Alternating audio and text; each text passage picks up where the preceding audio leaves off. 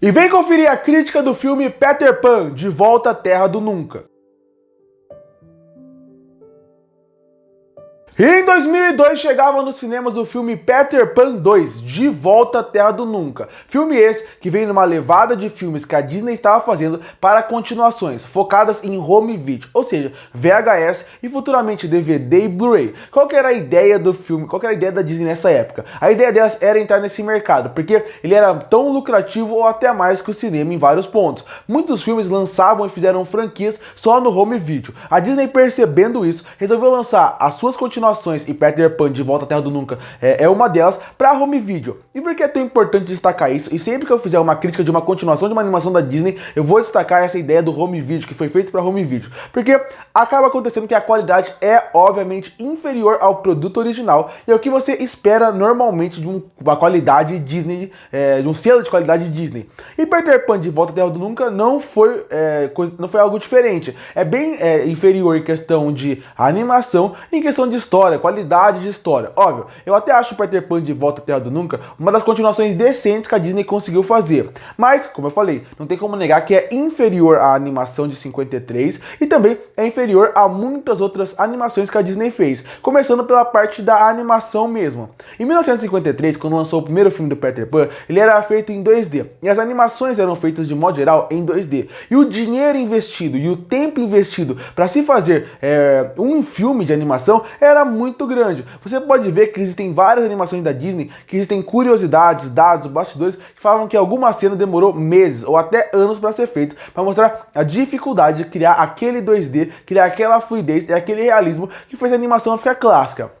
Quando a gente chega nos anos 2000 e no final dos anos 90, quando o home video estava forte, eles queriam fazer animações a toque de caixa. Então, obviamente, os filmes já teriam uma qualidade inferior da animação, porque você está tendo menos tempo para quem está criando aquele produto poder brincar em cima daquilo, poder detalhar aquilo, criar uma fluidez. Sem contar que o filme não é 2D, o filme já é uma mistura de 3D com muito CGI. Então, dessa forma, quando você vê que a animação ela é menos detalhada, ela é menos fluida em certos pontos. A animação é fluida, ela é bem feita, eu não acho ela ruim. Como eu falei, comparado com outras animações da Disney, essa animação tá muito boa em vários aspectos de fluidez, mas você vê que os detalhes dele, você vê que a riqueza de detalhes, a riqueza de mundo, ela é muito mais pobre do que um outro filme da Disney. Realmente parece um filme feito para TV, como eles estavam vendendo. Em relação a cenário, em relação à profundidade, o que acontece no fundo, em relação até em alguns detalhes de alguns personagens, você vê que a animação ela é um pouco pobre. E até alguns momentos, como no barco do Capitão Gancho, no ponto do filme, você vê que já está um pouco envelhecida a animação, exatamente porque essa técnica que eles usam acaba envelhecendo rápido a animação. Isso sem contar que, de novo, o orçamento menor, o orçamento bem menor para um filme feito para TV, acaba fazendo que a animação, de modo geral, tenha menos recursos para brincar com algumas coisas. Quem está por trás de toda a criação da obra acaba conseguindo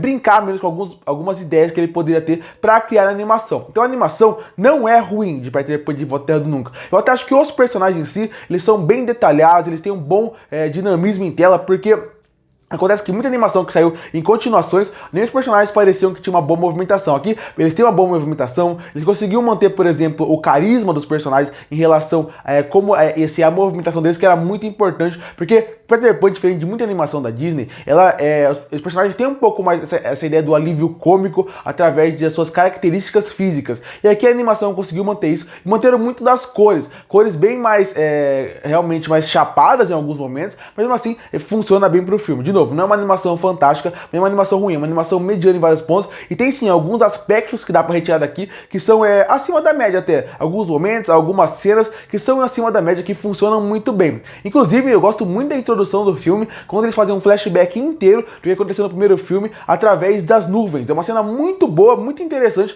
bem criativa, e isso eu gostei bastante. E, só sobre a animação, mais uma coisa que eu queria destacar, eu gosto muito mais da animação quando tá na Terra do Nunca do que quando tá em Londres. Quando tá em Londres, eu acho que parece até... Acho que não sei se é por causa que que mistura mais o lúdico da Terra do Nunca, eu acho que a animação até se exagera que tem alguns momentos, e até essa parte das cores muito estouradas, acabou funcionando mais do que quando tá em Londres. Até porque tava num clima de guerra naquele momento, eu acho que as cores poderiam ser um pouquinho mais fortes, um pouquinho mais pesadas, para remeter mais esse clima de guerra mesmo. Mas a animação de modo geral é mediana, funciona bem. A trilha sonora também eu queria destacar, porque algo que destaca muito em filmes da Disney são suas canções, e aqui o filme tem boas músicas mesmo. Pra quem gosta de ouvir as músicas da Disney, aqui tem uma música da Jenny no começo do filme que eu gosto bastante, e eu acho a música dos Meninos Perdidos, introduzindo a Jenny aos Meninos Perdidos, mostrando o que é ser um menino perdido, muito boa. Então é um filme que tem bons momentos, eu acho que na ação, acho que a animação pode falhar um pouco, não tem nenhum momento marcante, mas ela não é ruim, com uma boa trilha sonora. E quando você chega na parte da história, aí é que eu acho que vive um problema do filme.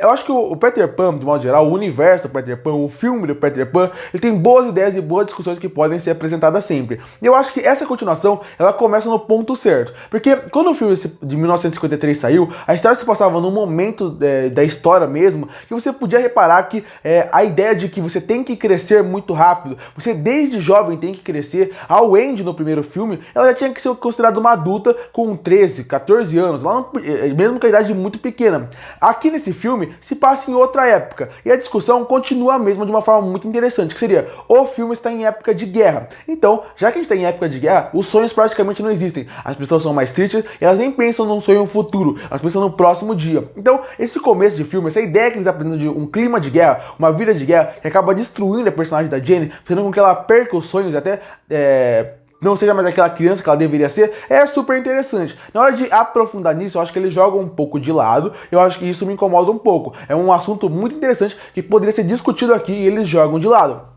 Outra coisa, em relação à história, que me incomoda um pouco, são quando ele cria incoerências com o filme do Peter Pan. Tudo bem, uma continuação, mas mesmo assim, você precisa criar coerências com o seu universo. No primeiro filme, um dos plots principais do filme é que o Capitão Gancho descobre onde é o esconderijo do Peter Pan e dos Meninos Perdidos. Aqui, nesse filme, ele praticamente esqueceu isso, porque ele tem um dos plots dele tentar enganar a Jane pra pegar o Peter Pan, porque ele não sabe onde ela mora. Então, tem essa incoerência, em algum momento de narrativa tem incoerência, e de novo, o filme é um pouquinho menor e algumas coisas são um pouco mais aceleradas, então algumas consequências do filme você não sente muito. É uma história que ela não é tão marcante como o primeiro. Eu acho que os personagens, apesar de não serem ruins, eles não conseguem ser tão impactantes como no primeiro filme. Eu gosto que eles dão mais espaço para os Meninos Perdidos, mas ao mesmo tempo, a Jane e o Peter Pan, a química deles em tela não é tão boa como da Wendy e do Peter, principalmente porque a Jane, ela tem que mudar muito rápido no filme. O filme tem poucos minutos e as ações dela, as repentinas ações dela, acabam fazendo sentido para a história, mas por ter pouco tempo de se desenvolver, parece que fica algo forçado em alguns momentos, algumas escolhas.